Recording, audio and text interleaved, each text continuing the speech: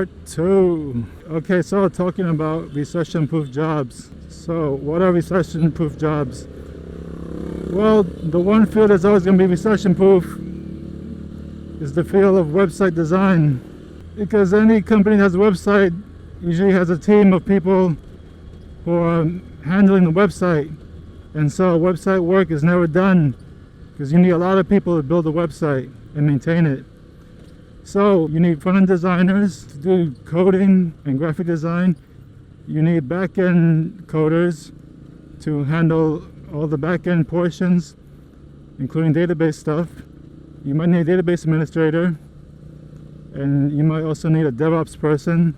And DevOps is just a person who takes all the code and makes sure that integration is seamless from the engineers' machines all the way up to the servers. And so this is one of the jobs that's highly in demand right now. One of the many jobs that are in demand, that's for sure.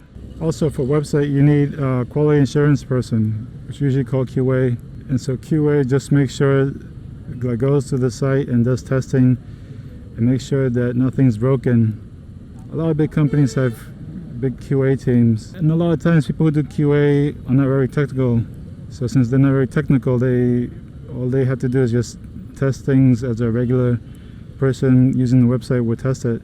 There's also project management, which is another person that's needed for this kind of role, for website management, for managing website projects. Yeah, project management is one of those jobs where there's a lot of project managers not technical at all. I mean, the more technical, the easier the job is, but if they're not very technical, all they have to do is rely on their team to deliver what they say they're going to deliver on time.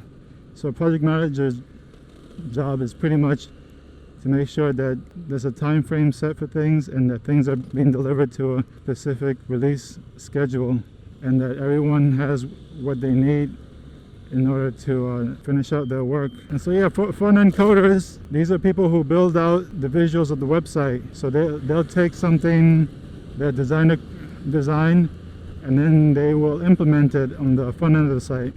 So for example, say you go to facebook.com, everything you see on facebook.com was built by a front-end designer, a front-end coder, front-end developer. Like first it was designed by a designer and then it was implemented by a coder using HTML, CSS, and JavaScript. And in Facebook's case, they use React.js because that's their in-house JavaScript framework of choice. And then a back-end developer, these are people who deal with either middleware or just everything to do with the server-side functionality of the website. So what they do is they interface with the database and they create interfaces so that all the data from the database can be accessed on the front part of the website. And these jobs are always in demand because these are the most critical pieces of a website. Without it, you can't have a dynamic website.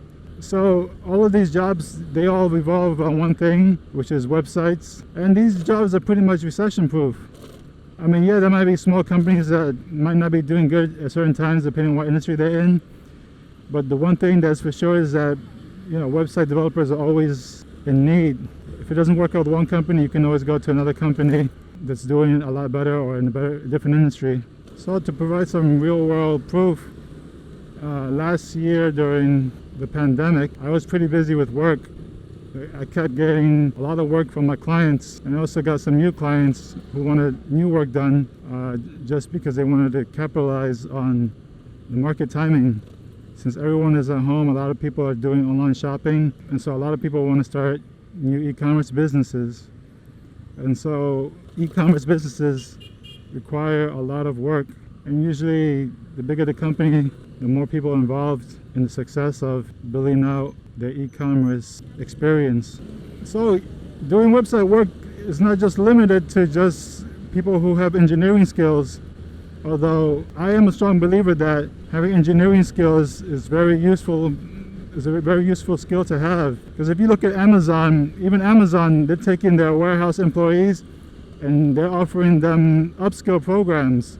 So what these upskill programs offer are pretty much engineering skills to their workers who might just be working in the warehouse doing non-technical tasks. And according to some articles online about it, the results of the program, it's been pretty successful. A lot of the employees who've taken up these programs have moved on to doing other things, such as working with Amazon AWS, which is the cloud services. They got some AWS training and certification, and now they're working in AWS. So that's pretty amazing. And I was listening to a podcast with Mike Rowe. Mike Rowe is the guy from the TV series Dirty Jobs. And he was talking about the glorification of college and how that kind of gave a bad rep to trade schools, because it used to be that trade schools didn't have a bad rep compared to colleges. So, but what he was saying is that a lot of people who go to trade school, they usually come out earning just as much, if not more, than people who attended a 4-year college degree program.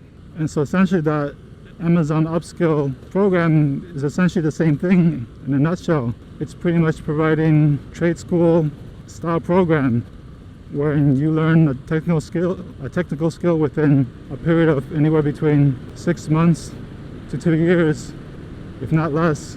They're taking regular people who worked in the warehouse, and now they are working, doing something technical, like I said earlier, the Amazon cloud services or some other role.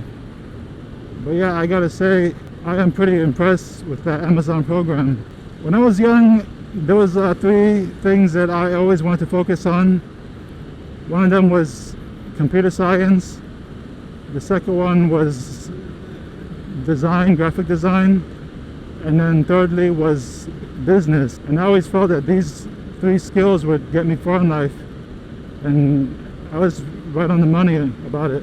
And there's other people who've made their money off of having engineering and business skills. If you look at one of the sharks from Shark Tank, Karen O'Leary, that's pretty much his background. He got a background in engineering and business, and then one of the companies he founded, which was in the software field, eventually he sold it off for a big sum of money, and that's how he got his money. But yeah, he also emphasizes the importance of having an engineering skill set. Even before Shark Tank came out, I always believed that engineering skills would get me far, and I always had a passion for taking things apart and putting it back together, just because I want to see how it works, and I wanted to be able to do things myself with my own hands. So yeah, the point is, even if you don't have engineering skills, there are other skills that you can develop that revolve around contributing towards website work. There are 1, recession proof, 2, gives you the ability to work from home, and 3, will pay off big dividends in the long run. Just investing and learning, these skill sets will definitely take you far. So yeah, hopefully it was an insightful video for you. Hopefully you learned something new. Make sure to visit my website, deionstravels.com. If you're new here, I have a beginner's guide there that help you get started. Answers a lot of common questions I usually get about becoming a digital nomad or remote work lifestyle. So if you want to check that out, that's at deionstravels.com/start here. And so until next time, peace.